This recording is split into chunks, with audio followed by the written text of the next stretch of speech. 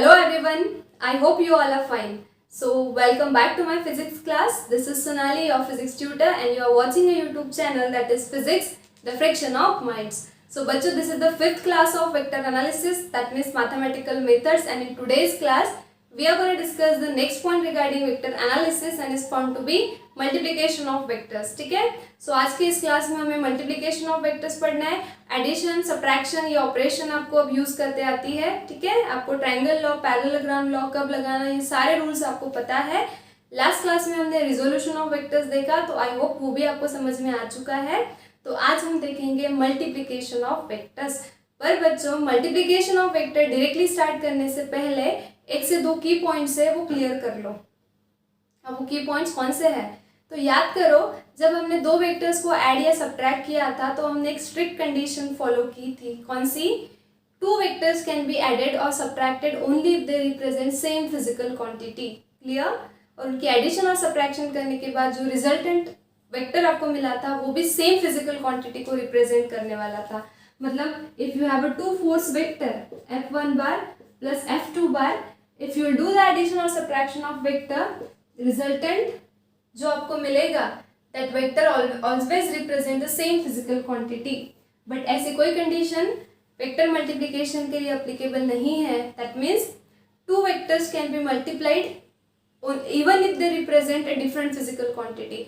कोई भी दो वेक्टर्स जो डिफरेंट फिजिकल क्वांटिटी को रिप्रेजेंट करने वाले हैं उनकी भी आप मल्टीप्लिकेशन कर सकते हो, और जो रिजल्टेंट आपको मिलेगा, जो रिजल्टेंट फिजिकल क्वांटिटी आपको मिलेगी वो भी कोई तीसरी फिजिकल क्वांटिटी हो सकती है. ठीक है, सो ये बेसिक डिफरेंस जो है एडिशन, सब्ट्रैक्शन और मल्टीप्लिकेशन का, ये ध्यान में रखो. ठीक है, सो देखो, एक जनरल अप्रोच अगर हम कंसिडर करें तो स्कूल में बहुत सी बार जब आपने स्केलर्स पे मल्टीप्लिकेशन की ऑपरेशन लगाई होगी. स्केलर मतलब सिंपली नंबर. जैसे कि हमें करना है 2 × 3, तो आंसर क्या आएगा? 6. और बहुत से बार देखो, इसको हम ऐसे भी लिखते हैं 2 × 3, तो इसका भी आंसर कितना आता है? 6. तो आप दो स्केलर्स के बीच में डॉट लगाओ या क्रॉस लगाओ, ये कंबाइनली क्या रिप्रेजेंट करता है? ये कंबाइनली रिप्रेजेंट करता है मल्टीप्लिकेशन की ऑपरेशन को, जिसे आप कहते हो प्रोडक्ट या फिर ठीक है. सो स्केलर के केस में जब आप कोई स्केलर को मल्टीप्लाई करते हो, दो स्केलर्स को, सो डॉट और cross, okay, it stands for the same thing. इनका मीनिंग एक ही होता है. बट जब बात वेक्टर्स की आती है तो डॉट और क्रॉस दोनों के अलग अलग मीनिंग है. Both plays a different role. So accordingly you have to study the multiplication of vectors in two subtypes, और उसमें का पहला जो है वो होगा आपका डॉट प्रोडक्ट, जहाँ पे आप दो वेक्टर्स के बीच में डॉट की ऑपरेशन लगाओगे, और दूसरा जो है वो होगा आपका क्रॉस प्रोडक्ट, जहाँ पे आप दो वेक्टर के बीच में क्रॉस ऑपरेशन लगाओगे. ठीक है, कंबाइनली दोनों का मीनिंग एक ही है, मल्टीप्लिकेशन ऑफ वेक्टर. बट इसमें अब हमें दो सब टाइप स्टडी करने हैं. पहला है डॉट प्रोडक्ट, दूसरा है क्रॉस प्रोडक्ट. ठीक है, इस डॉट प्रोडक्ट को ऑल्टरनेटिवली कहा जाता है स्केलर प्रोडक्ट. स्केलर प्रोडक्ट कहा, इसका मतलब ये नहीं है कि दो स्केलर्स का प्रोडक्ट लेना है. हमारे पॉइंट का ही नाम है multiplication of vectors. But scalar product क्यों कहा, ये मैं आपको एंड में बताऊंगी. For that case watch this video till end. Okay, and cross product, this is also called as vector product. Okay, so in both types you have to do the multiplication of vectors. so if you have two vectors, उनके बीच में अगर dot लगाया तो उसे आप कहोगे dot product, जिसे alternatively कहा जाता है स्केलर प्रोडक्ट. और अगर आपके पास दो वेक्टर्स है जिसके बीच में आपने क्रॉस लगाया तो that is called as a cross product. Okay, alternatively called as a vector product. So पहले हम आज के इस क्लास में हम dot product, scalar product study करेंगे, और नेक्स्ट क्लास में हम क्रॉस प्रोडक्ट मतलब ही वेक्टर प्रोडक्ट स्टडी करेंगे. Clear? So let's go with this scalar product. Again I am repeating, scalar product doesn't mean the product of two scalars, because you ultimately the point is multiplication of vectors. Okay, this is also called as dot product. So see what is mean by scalar product और dot product. अब कोई कोई भी product हो, scalar product हो या vector product हो, क्या लगेंगे? दो vectors. Okay, so suppose you have two vectors, let p bar and q bar are two non zero vectors. Because multiplication कर रहे हो, सो ऑब्वियसली आपको जो वेक्टर्स लगेंगे वो नॉन जीरो लगेंगे. ठीक है ना, बिकॉज मल्टीप्लीकेशन में जीरो जो है वो बहुत बड़ा रोल प्ले करता है. जीरो इंटू कुछ करोगे तो जीरो ही होने वाला है. सो suppose you have two non zero vectors p bar and q bar. तो according to the definition of dot product और scalar product, see the definition first. Scalar product of two non-zero vectors. Now your vectors are p bar and q bar is defined as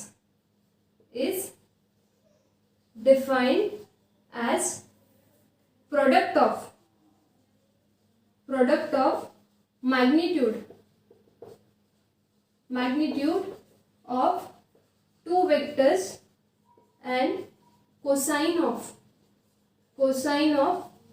angle.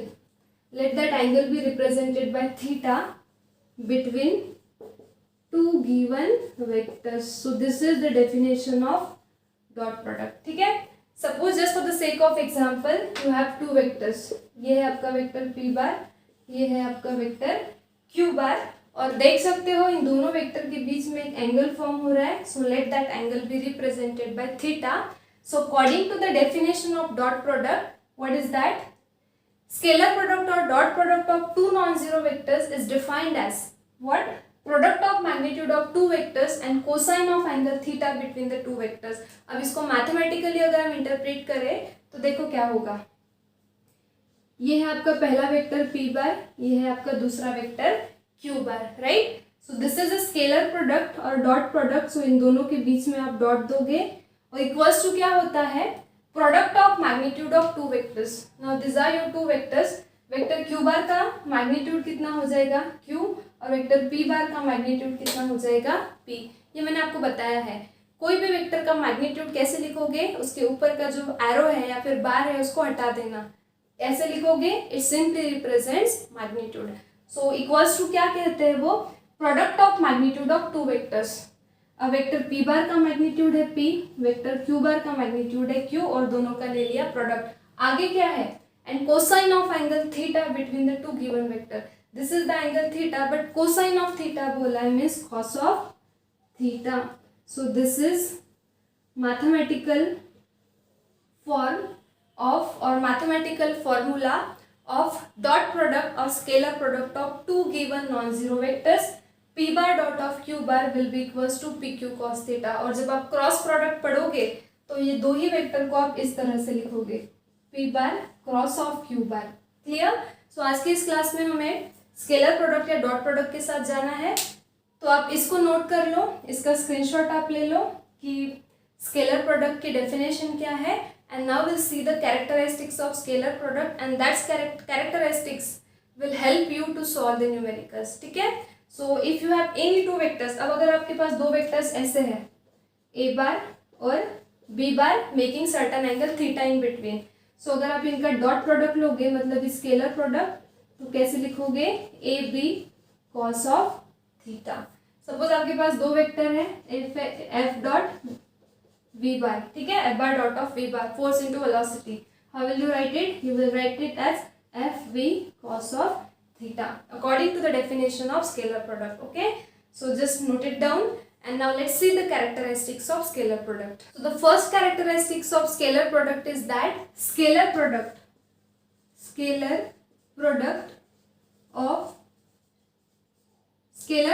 simply we can say obeys commutative law of vector multiplication. Commutative law क्या होता है ये आपको पता है, ठीक है? तो सपोज हमारे पास दो वेक्टर्स है. Okay, now in every characteristics will consider the two non zero vectors p bar and q bar which represent same or different physical quantity. Okay, so suppose you have two vectors p bar and q bar. So we'll say consider consider two vectors, okay, p bar and q bar. So according to the scalar product of, that means according to the commutative law, if we'll take a scalar product of these two vectors, then how can you write it? You write it as a p bar dot of q bar. इसी को हम कहते हैं scalar product. और according to the scalar product, it obeys the commutative law. So p bar dot of q bar can be written as q bar dot of p bar. This is called as commutative law. But इसको proof भी तो करना पड़ेगा. Proof कोई difficult नहीं है. देखो p bar dot of q bar को डेफिनेशन अगर आप लगाओगे स्केलर प्रोडक्ट की तो क्या हो जाएगा इसका expansion, P Q cos of theta. ठीक है. अब ये पी और क्यू क्या है? ये सिंपली मैग्नीट्यूड रिप्रेजेंट करते हैं ये दो गिवन वेक्टर्स का. मैग्नीट्यूड मतलब नंबर. सो सपोज पी की वैल्यू 2 है, क्यू की वैल्यू 3 है. अब आप 2.3 लिखो या 3.2 लिखो, one and the same thing. Means I can write p q as q into p, right. So I can write it as q into p into cos of theta. So if I write q into p into cos of theta, अब अगर इसको मैं dot product के form में लिखूँ तो ये क्या हो जाएगा, q bar dot of p बार. मतलब स्टार्ट किया था मैंने p bar dot of q बार से और मुझे मिला q bar dot of p bar, and hence this particular law is proved. Okay, so I can say that scalar product of two given vectors obeys the commutative law of vector multiplication. Second characteristics जो है वो है scalar product. Scalar product also obeys distributive law. Distributive law of vector multiplication. Vector multiplication. Okay. So again, suppose you have two vectors p bar dot of q bar, and suppose you have three vectors p bar, q bar and r bar. Okay. So let p bar, q bar and r bar are three non-zero vectors. Then according to the distributive law, if you write p bar dot of q bar plus r bar, then you can distribute it, like you can write it as p bar dot of q bar plus p bar dot of r bar. So this is called as a distributive law. Okay. And scalar product obeys this distributive law of vector multiplication. So these are the two important characteristics of a scalar product. Just take a screenshot and note it down. Again there are some special cases, so let's see those special cases, and it is very very important. फिर से हम consider करते हैं, let p bar and q bar are two non-zero vectors. ठीक है. So we have considered p bar and q bar as two non-zero vectors. So if we write it in terms of a dot product, then p bar dot of q bar can be written as, according to the definition of dot product or scalar product, you can write it as p q into cos of theta. Clear? तो ये चीजें हमें पता है, इसे हम equation number दे दो या फिर नहीं भी दिया तो चलेगा. ठीक है. तो ये है आपकी डॉट प्रोडक्ट या स्केलर प्रोडक्ट की डेफिनेशन. अब हम क्या करेंगे, हम इसमें स्पेशल केस स्टडी करेंगे. We will consider special case. ठीक है. सो यहाँ पे इस केस में क्या था, ये था आपका वेक्टर p बार और ये था आपका vector q bar, making certain angle theta in between them, right. So अब तीन स्पेशल केसेस में हम पहली केस ये कंसिडर करते हैं, suppose if theta equals to 0. अगर थीटा 0 है, ये थीटा अगर रिड्यूस्ड हो गया 0 हो गया, इसका मतलब क्या हो गया, your both vectors p bar and q bar are parallel to each other. Clear? If two vectors will be parallel, then and then only that theta will be equals to 0. Means I can say that is p bar and q bar are parallel to each other. And if this is the case, then p bar dot of q bar, क्या है formula आपका, p q cos of theta. So this is p, this is q cos of. Now the value of theta is 0. So if I put here 0, then you know that cos 0 कितना होता है 1. So you can mention the reason that cos 0 is equals to 1 since. Okay. So you will get p bar dot of q bar is equals to simply pq. So this is the first special case where this equation has been reduced to this form. तो यहाँ पे जो दो non zero vectors हमने लिए ये है P बार और क्यू बार जो कि फिजिकल क्वांटिटी को रिप्रेजेंट करते हैं. क्लियर.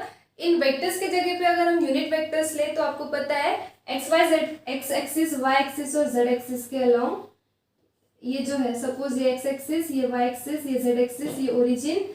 सो एक्स एक्सिस के अलोंग जो यूनिट वेक्टर होता है that is i cap, that is j cap, this is k cap. Clear. So instead of taking this kind of vector, if I'll take a dot product of two unit vectors, so if I write I dot cap, I dot, okay, I cap dot I cap, so इसका मतलब क्या हो जाएगा, I cap dot I cap can be written as I into cos of theta, right?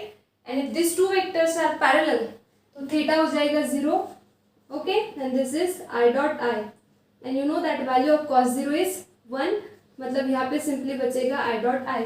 अब आई cap जो है वो आपका यूनिट वेक्टर है और आई उसका मैग्नीट्यूड रिप्रेजेंट करता है और यूनिट वेक्टर का मैग्नीट्यूड कितना होता है 1. सो इसकी भी वैल्यू 1 इंटू 1 कितना हो जाएगा 1. मतलब हमें क्या मिला, i cap dot i cap equals to 1. Similarly j cap dot j cap अगर हम ले तो कितना हो जाएगा 1. के कैप डॉट के कैप अगर हम ले तो ये भी इक्वल्स टू हो जाएगा 1. सो this is for the unit vectors. Always remember this. This is very important. Okay? ये न्यूमेरिकल सॉल्व करने के लिए आपको बहुत काम आएगा. बिल्कुल इसे मार्क कर लो आप. I dot I, J dot J, K dot K is always equals to 1. That means dot product of two similar unit vector always come out to be 1. Okay? Remember the statement. Dot product of two similar unit vectors always come out to be 1. Okay? यहाँ पे लिख देती हूँ मैं statement. Dot product या फिर scalar product one and same thing.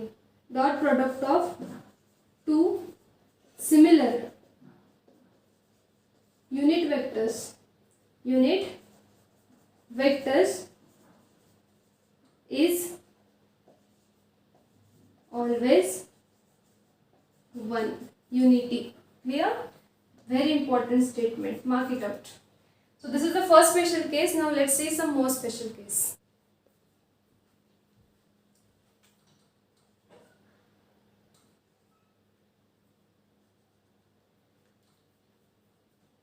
So first special case में हमने दो नॉन जीरो वेक्टर्स के बीच का ये जो एंगल है थीटा वो 0 लिया था. अब सेकेंड स्पेशल केस में सपोज थीटा जो है वो है 180 डिग्री. ओके. थीटा 180 है मतलब ये केस क्या हो गई, ये है आपका वेक्टर पी बार और ये है आपका वेक्टर क्यू बार. सो देख सकते हो आप इन दोनों के बीच का ये जो एंगल है ये कितना है 180 degree. So if the angle between two vectors is 180 degree, that means it is very well clear from the figure that these two vectors are anti-parallel to each other, right?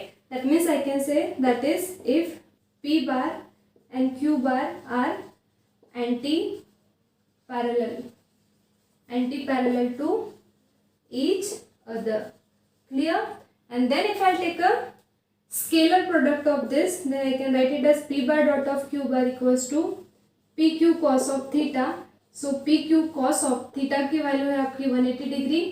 So this will be P into Q और cos 180 होता है -1. So you can write it as minus PQ. Clear? So what I got? I got P bar dot of Q bar equals to negative of Q into P. This is second special case. Clear? So दो vectors अगर आपके parallel हो गए तो जब आप उनका dot product लोगे तो p bar dot of q bar equals to nothing but p into q. But if two vectors are anti parallel then their dot product is always p bar dot of q bar equals to minus of q into p. ठीक है. Minus of q into p लिखो, p into q लिखो, कोई फर्क नहीं पड़ता है क्योंकि ये जो है कम्यूटेटिव लॉ को फॉलो करता है. ठीक है. Minus p into q. Now see this third sub special case. If theta is equals to 90 degree. Theta 90 है मतलब क्या, अब जो दो वेक्टर्स आपके पास है p बार q बार, ये जो एंगल है ये कितना है 90 डिग्री. ठीक है.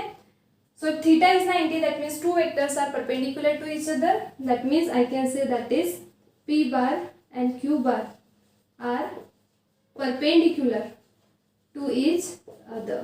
Clear? If this is a case and if I take a dot product, तो देखो क्या हो जाएगा अभी, P bar dot of Q bar is nothing but PQ cos theta according to the definition. So PQ, theta की value है 90, so this is PQ cos 90 कितना होता है 0. So 0 into PQ कितना हो जाएगा 0. That means P bar dot of Q bar का answer आपको कितना मिल रहा है 0. ये बहुत इंपॉर्टेंट है. ओके, इसका मतलब क्या हुआ? इसका मतलब ये हुआ, if two vectors, mark the statement, if two vectors are perpendicular, if two vectors are perpendicular, then their dot product is always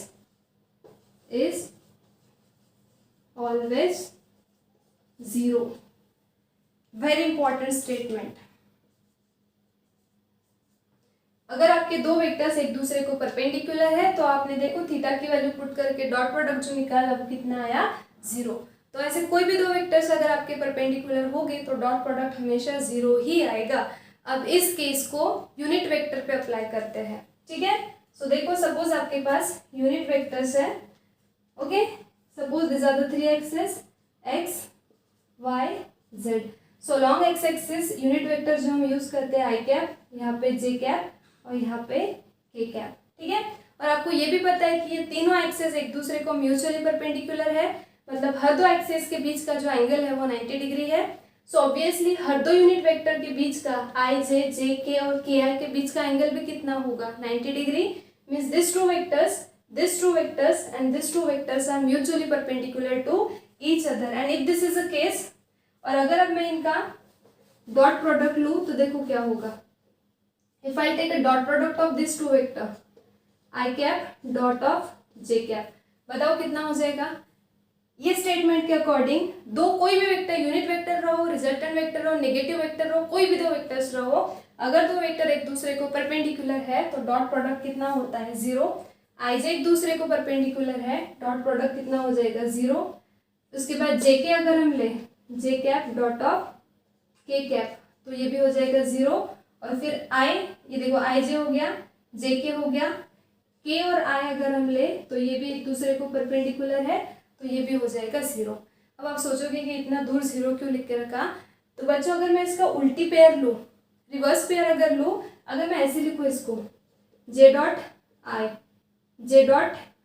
J cap dot of i cap, तो ये भी तो 0 ही हो जाएगा क्योंकि dot product commutative law follow करते हैं. So p bar dot of q bar को अगर आप q bar dot of p bar लिख सकते हो तो आप आई डॉट जे को जे डॉट आई भी लिख सकते हो. यहाँ पे भी आप जे डॉट के को के डॉट जे लिख सकते हो, यहाँ पे आप के डॉट आई को आई डॉट के लिख सकते हो. ठीक है, and this is very important.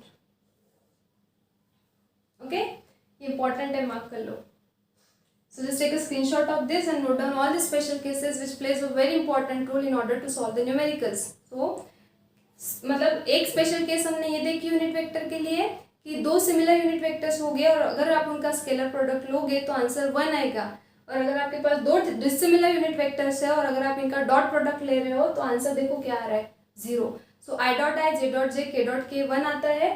और डिसिमिलर पेयर अगर है आई जे जे के आई और अपोजिट तो आंसर कितना आता है 0 आता है. Clear? So just take a screenshot of this and write it down. So now let's see the fourth characteristics of scalar product, that is the scalar product of vector expressed in rectangular components. Rectangular components मतलब हमने देखा था कल resolution of vector last class में कि कैसे हम vectors को 2 डायमेंशन में 3 डायमेंशन में एक्सप्रेस कर सकते हैं. तो सपोज अगर आपके पास दो वेक्टर है p बार और q बार. ठीक है, सो suppose you have written p bar in terms of 3 dimensional system, that is you can write as px I cap plus py j cap plus pz k cap. So this represents the resolved components of vector along x direction, y direction, z direction, and this px, py, pz represents the magnitude of resolved components along 3 mutually perpendicular direction. Similarly, you can write it as qx I cap plus qy j cap plus qz k cap. ठीक है, so we have represented expressed vectors p bar and q bar in terms of their rectangular components. Clear. अगर अब हमें इनका scalar product लेना होगा तो अब क्या करें, क्योंकि यहाँ पे तो आई कैप जे कैप के कैप आ गए, इन्होंने कॉम्प्लिकेशंस क्रिएट कर दिया। तो देखो बहुत इजी है, अगर ये समझ में आ गया आपको तो आपको न्यूमेरिकल सॉल्व करते आएंगे, ठीक है। So now you have to take a scalar product, so you will write p bar dot of q बार।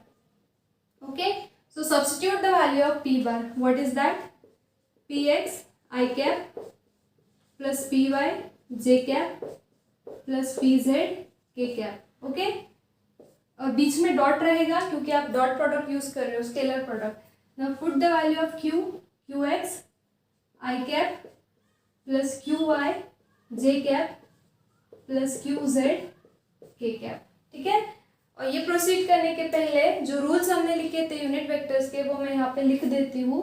आपको पता है I dot i, J dot J और के डॉट के कितना होता है 1, और आई जे जे के और के आई, या फिर इसका उल्टा भी अगर हम ले ले तो इसका आंसर कितना होता है 0, ठीक है।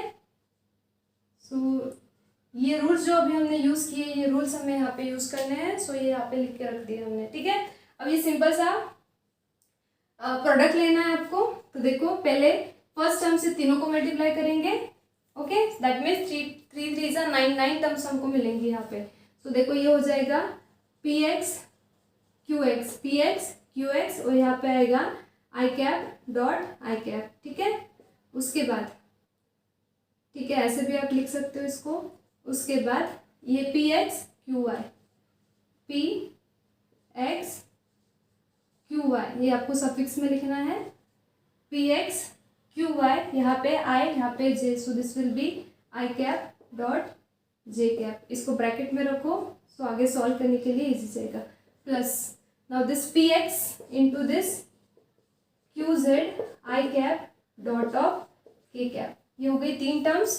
अब प्लस इससे तीनों को मल्टीप्लाई करेंगे, so p y j cap p y, और उधर है q x, okay, j cap dot of i cap plus p y q y j cap dot of j cap plus p y q z j cap dot of k cap, ठीक है। Plus अब इससे इसको तीनों से multiply करो, p z q x k cap dot of i cap plus p z q y k cap dot of j cap plus p z q z k cap dot of k cap, ठीक है। तो simple सा multiplication हमने किया है। अब ये rules आप लगाओ, तो देखो पहली टर्म है आपकी, ये एज इट इज है left hand side. First term is your P x q x. Now I dot I कितना होता है, आई डॉट आई होता है 1 प्लस, अब देखो इतनी सारी स्टेप्स ना लिखते हुए यहाँ पे आई जे आई डॉट जे कितना होता है 0, तो ये टर्म 0 हो गई, ठीक है। उसके बाद आई और के आई या फिर आई के कितना होता है 0, ये भी टर्म 0 हो गई। उसके बाद जे आई, देखो यहाँ पे जे आई और आई जे भी होता है 0। उसके बाद जे डॉट जे कितना होता है 1, तो ये टर्म हम डायरेक्टली लिखेंगे यहाँ पे p y q y into 1, ठीक है। प्लस उसके बाद ये जे इंटू के भी होता है 0। उसके बाद के इंटू आई भी होता है 0। उसके बाद के इंटू जे इंटू के और के इंटू जे ये भी होता है 0, और के कैप डॉट के कैप कितना होता है 1, तो ये आ जाएगा आपका p z q z into 1, clear. So p bar dot of q bar can be written as simply p x q x plus p y q y plus p z q z. So इतना बड़ा जो हमने ये mathematical steps यहाँ पे लिखी, इसका reduced होके बस ये सिंपल सा एक्सप्रेशन हमें मिला। मतलब अगर आपके पास अब 2 वेक्टर्स है जो आपने रेक्टेंगुलर कंपोनेंट्स के फॉर्म में एक्सप्रेस किए, फिर वो 3D में हो या 2D में हो, ठीक है। और अगर उन 2 वेक्टर्स का आपको स्केलर प्रोडक्ट लेना है तो आप आंसर कैसे लिखोगे, आपको सिंपली मैग्नीट्यूड्स को मल्टीप्लाई करना है, p x q x p y q y p z q z, और तीनों मैग्नीट्यूड्स को मल्टीप्लाई करने के बाद उनको क्या करना है, आपको ऐड करना है, ठीक है। मतलब just for the sake of example कि अगर आपके पास एक वेक्टर है v bar is equals to 2i cap plus 3j cap, ठीक है, प्लस सपोज k कैप, और दूसरा वेक्टर है a bar is equals to i cap plus 3j cap plus 4k cap. So you have two vectors which are expressed in terms of rectangular components. ठीक है, यहाँ पे px, py, pz, qx, qy, qz represent simply number, that means magnitudes. So if you want to take the dot product of this two, so देखो v bar dot of a bar क्या आएगा, ये formula अगर हम लगाए px qx मतलब यहाँ पे आएगा 2 इंटू, यहाँ पे कुछ नहीं है मतलब है 1, 2 इंटू 1 प्लस 3 इंटू 3 प्लस यहाँ पे कुछ नहीं है मतलब है 1 into 4. Okay, so p x q x plus p y q i plus p z q z. So you have done the multiplication of this. Okay, so देखो क्या आएगा, 2 into 1 2, 3 into 3 9, 4 into 1 4. So this will be 15. So that is your answer. Okay, अब आप एक चीज आपने यहाँ पे देखी, आपके पास दो वेक्टर्स थे, जब आपने दो वेक्टर्स पे डॉट ऑपरेशन लगाई, स्केलर प्रोडक्ट लगाया, तो ये मिला आपको आंसर. इससे नहीं भी समझ में आ रहा होगा तो ये एग्जांपल मैंने यहाँ पे आपको सॉल्व करके बताया. जो रिजल्टेंट आपको मिला यहाँ पे ये क्या है, ये नंबर है, और नंबर हमेशा क्या रिप्रेजेंट करता है, मैग्नीट्यूड, और मैग्नीट्यूड मतलब स्केलर. तो ये जो मिस्ट्री थी ये सॉल्व हो गई, क्योंकि क्यू डॉट प्रोडक्ट को स्केलर प्रोडक्ट कहते हैं. क्या, क्यू डॉट प्रोडक्ट को क्या कहते हैं हम, scalar product. So why we call the dot product as a scalar product? Because if you have two vectors and when you operate it by using a dot operation, then जो resultant आपका आ रहा है वो हमेशा scalar आ रहा है, वो just एक नंबर आ रही है. ij के होने के बाद भी जो रिजल्टेंट आंसर आपका आ रहा है वो सिंपली नंबर आ रहा है. Number represents magnitude and magnitude represents scalar, and that's why dot product is also called as a scalar product. So scalar product इसका मतलब ये नहीं है कि दो स्केलर का प्रोडक्ट लिया, दो वेक्टर्स का ही प्रोडक्ट लिया है, बट दो वेक्टर्स का प्रोडक्ट लेने के बाद जो मिला वो स्केलर मिला, and that's why we call it as a scalar product. Right, means I can say vector dot vector always come out to be scalar. Mark कर लो कहीं पे भी, वेक्टर डॉट वेक्टर हमेशा क्या रहेगा, स्केलर. अब ये हो गया डॉट प्रोडक्ट. नेक्स्ट क्लास में हम देखेंगे cross product, vector cross vector. तो वो स्केलर आता है या वेक्टर आता है, ये मिस्ट्री बनाए रखो, थोड़ा सा कॉमन सेंस यूज करोगे. तो हमने क्रॉस प्रोडक्ट को वेक्टर प्रोडक्ट कहा है, तो ऑब्वियसली अगर उसे वेक्टर प्रोडक्ट कह रहे हैं हम, तो वेक्टर क्रॉस वेक्टर जब करेंगे तो वेक्टर आएगा. क्योंकि हमने डॉट प्रोडक्ट को स्केलर प्रोडक्ट क्यों कहा, क्योंकि जब हमने वेक्टर डॉट वेक्टर किया तो स्केलर आया करके स्केलर प्रोडक्ट कहा. और अगर हम क्रॉस प्रोडक्ट को वेक्टर प्रोडक्ट कह रहे हैं, that means it clearly indicates that vector cross vector जब आप करोगे तो रिजल्टेंट वेक्टर आएगा, तभी आप उसको क्या कहोगे, वेक्टर प्रोडक्ट. ठीक है, तो ये कॉमन सेंस की बात है, तो ये अब ये भी आप नोट कर लो. अब एक दो एग्जांपल्स लेते हैं जिससे आपको क्लियर हो जाएगा कि डॉट ऑपरेशन कैसे लगाई जाए. ठीक है, so see the example number 1. Simple से एग्जांपल्स है और एग्जांपल सारे ही सिंपल से, अगर आपको कॉन्सेप्ट समझ में आया होगा तो. ठीक है, तो आपके पास दो वेक्टर्स दिए हैं v1 बार और v2 bar, and these are express in terms of rectangular components. Like so you want to take the scalar product of this two vectors. आपको इन दो वेक्टर्स का स्केलर प्रोडक्ट फाइंड आउट करना है. ठीक है, सो दो वेक्टर्स कौन से आपके, v1 bar dot of v2 bar. So scalar product कैसे लिखोगे आप, v1 bar dot of v2 bar.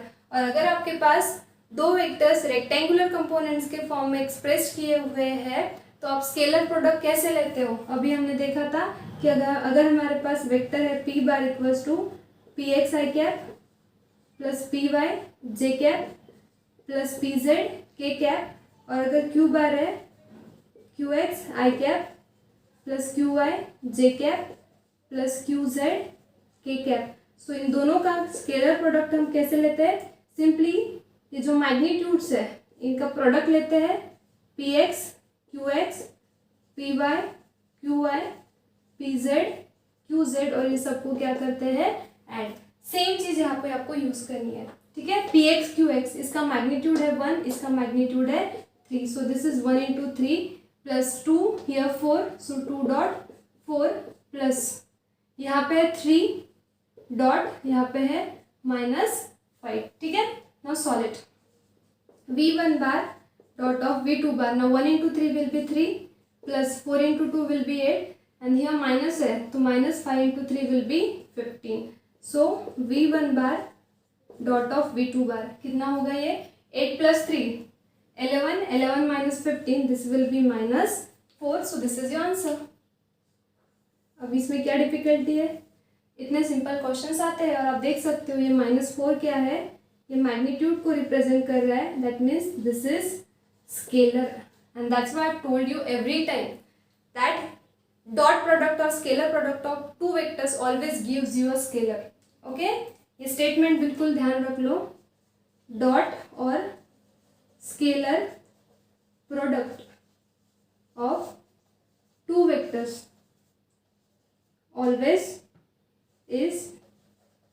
always scalar and that's why you call it as a scalar product. clear? so ये इतना ही है इसका आंसर, ये तो मैंने आपको समझाने के लिए यहाँ पे लिखा. अब देखो सेकेंड एग्जांपल क्या कहता है.